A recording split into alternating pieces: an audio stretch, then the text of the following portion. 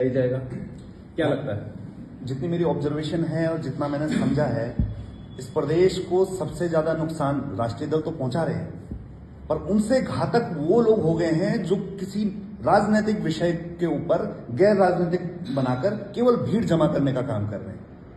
और वो क्या करते हैं, पहले भूकानून मूल निवास मुद्दा खत्म कर दिया, उस पर भीड़ जमा कर दी, फिर दूसरा मुद्दा ढूंढते हैं, उसको कमजोर करते हैं। जबकि मैं ये बोल रहा हूं, अगर बहन बेटियां छेड़ी जा रही हैं तो ये राजनीतिक मुद्दा है। आपके घर में पानी नहीं आ रहा तो ये राजनीतिक मुद्दा है। आपके समाज को गाली पड़ रही है तो ये एक राजनीतिक मुद्दा है। और राजनीतिक मसले राजनीतिक दल से ही हल होता है। आपको क्या लग रहा है, अगर आप गैर राजनीतिक रूप से भीड़ इकट्ठा करते हो तो सरकार आपसे डरती है? आप एक दिन के लिए हमारे पीछे होके देखिए, इस झंडे के पीछे, मैं कह रहा हूं जिस दिन एक दिन के लिए उत्तराखंड क्रांति दल के झंडे के नीचे पूरा उत्तराखंड एक दिन आके देखो, और क्या चाहिए आपको और कितनी देर में चाहिए, हम वो ताकत है।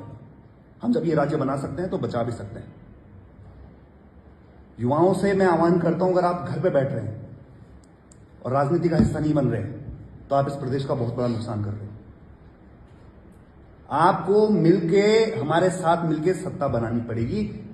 1 लाख करोड़ का बजट है इस प्रदेश का, अगर वो चलाने की क्षमता रखनी है और प्रदेश का नवनिर्माण करना है तो सत्ता बन के उभरना पड़ेगा। इसके अलावा कोई विकल्प नहीं है। बात है एक अकेली रतुड़ा की बिल्डिंग की नहीं है, यहाँ पे बिल्डिंग बन रही है। बात उस प्रेमचंद अग्रवाल की नहीं है कि जो गाली दे रहा है। मसले बहुत सारे हैं, पर आपको यह समझना है कि ये केवल और केवल राजनीतिक मसले हैं और राजनीतिक तरीके से हल होंगे। गैर राजनीतिक संगठन केवल और केवल उत्तराखंड क्रांति दल को कमजोर करने का काम कर रहे हैं, हमारे मुद्दों को गैर राजनीतिक बनाकर कमजोर करने का काम कर रहे हैं। मैं इन युवाओं को भी बोलता हूं कि आपके लिए भी दरवाजे खुले हैं। जितना मेरा है उत्तराखंड क्रांति दल, उतना आपका है। आइए, उत्तराखंड क्रांति दल को मजबूत करिए और एक स्पष्ट विचारधारा के साथ, बिना जनता को छले हुए, आज से शुरू करिए अपना जीवन, राजनीतिक जीवन, और इस प्रदेश को दिशा देने का काम करिए।